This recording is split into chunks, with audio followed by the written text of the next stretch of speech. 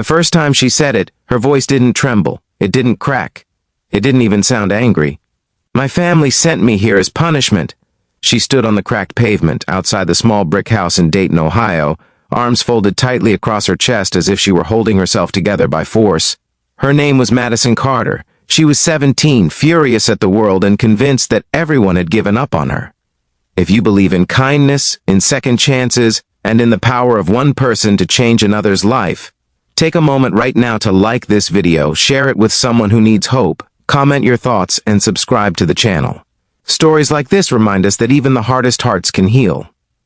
Andrew Miller had seen anger before. As a single father raising 8-year-old Noah alone after losing his wife in a car accident 3 years earlier, he had stared grief in the face. He had watched his own son scream at the ceiling at night, asking why his mother wasn't coming back. He had learned that pain rarely shows up as tears first. It often arrives as rage. Madison's probation officer had called Andrew 2 weeks earlier. She had been caught shoplifting, skipping school, and getting into fights. Nothing violent enough for detention, but enough to make her family done, as her mother reportedly said. Instead of juvenile hall, she was assigned community service under Andrew's supervision at the youth outreach center he ran from his modest home. Andrew wasn't wealthy. He worked mornings as a mechanic and spent evenings tutoring neighborhood kids who were slipping through the cracks. The outreach center was really just his converted garage with mismatched chairs, donated books, and a faded rug. But it was a place where kids felt seen. Madison didn't want to be seen. The first week, she barely spoke. She rolled her eyes at the younger kids, scrolled through her phone, and did the minimum required to fulfill her hours. When Noah tried to show her his drawing of a rocket ship, she shrugged and walked away. Andrew noticed, but he didn't scold her. He simply watched. Late one afternoon, as the sun dipped low and painted the sky orange over Dayton, Andrew found Madison sitting alone on the back steps. Her tough expression had softened into something else. Exhaustion, maybe. That was when she said it. "My family sent me here as punishment." Andrew didn't rush to fill the silence. He had learned that silence can be more powerful than lectures. He sat down beside her, leaving enough space so she wouldn't feel cornered. She explained in fragments. Her father had moved to Arizona with a new wife. Her mother worked double shifts and barely spoke to her anymore. Her older brother had left for college and stopped answering her calls. Every mistake she made seemed to confirm what they already believed, that she was trouble. Sending her to community service wasn't about helping her, it was about getting rid of her. Andrew listened, really listened. He saw not a delinquent, but a girl drowning quietly. He told her something he rarely shared. After his wife, Rachel, died, he had almost lost everything. He stopped showing up for work. He forgot to pay bills. He yelled at Noah for things that didn't matter. One night, Noah had looked at him with frightened eyes and whispered that he didn't recognize his own dad anymore. That was Andrew's wake-up call. "Pain can turn you into someone you don't want to be," he said gently, "but it can also turn you into someone stronger than you ever imagined." Madison scoffed at first. Strength felt like a myth to her, but something in Andrew's steady voice made her hesitate. The following days began to change in small ways.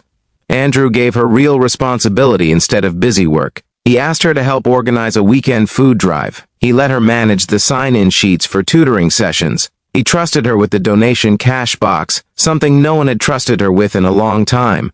At first, she seemed confused by the trust.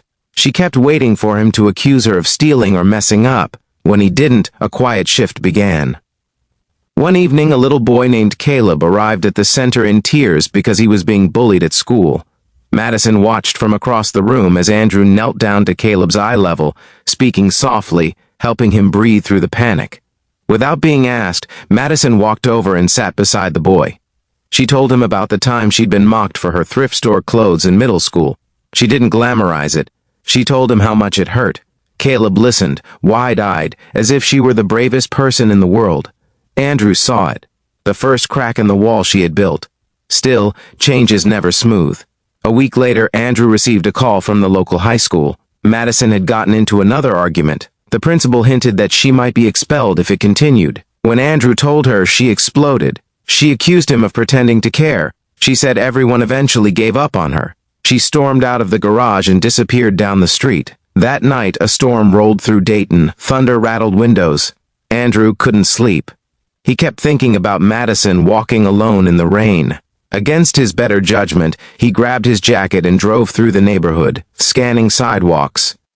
He found her sitting under a bus stop shelter, soaked and shivering. He didn't lecture her. He didn't say, "I told you so." He simply held out a dry towel and said she could come back. In the car, Madison broke. The tears she had been holding for years poured out.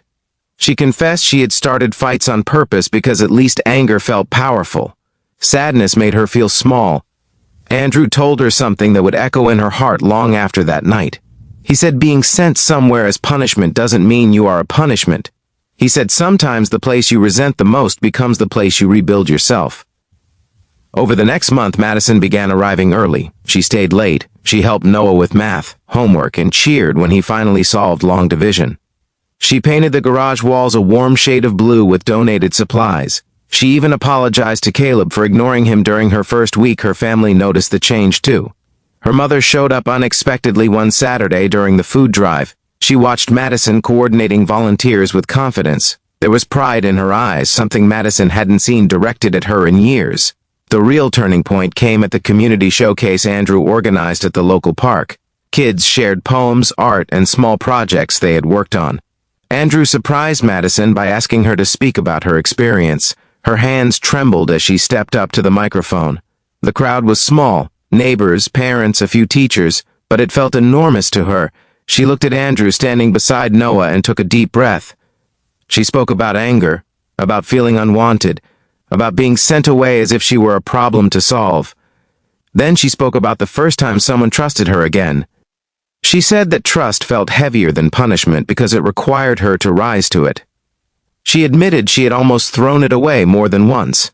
When she finished, the applause wasn't thunderous, but it was sincere. Her mother wiped tears from her cheeks. If this story is touching your heart right now, if you've ever felt misunderstood or discarded, please pause and engage with this video. Like it, share it, and let others know that hope is real. And before we reach the end, I have a special request. Comment the word second chance below if you believe no one is beyond redemption. Months later, Madison completed her required service hours. She could have walked away, but she didn't. She stayed on as a volunteer. Her grades slowly improved. She began applying to community colleges with an interest in social work. On her 18th birthday, she handed Andrew a small envelope. Inside was a handwritten note thanking him for not seeing her as a punishment. She wrote that the day she arrived at his house, she believed her life was already decided. But his answer that evening on the steps had changed everything. He hadn't argued with her pain. He had simply shown her another path. Andrew watched her drive away that night, not as a troubled teenager forced into service, but as a young woman stepping into her own strength. Noah stood beside him, holding his hand.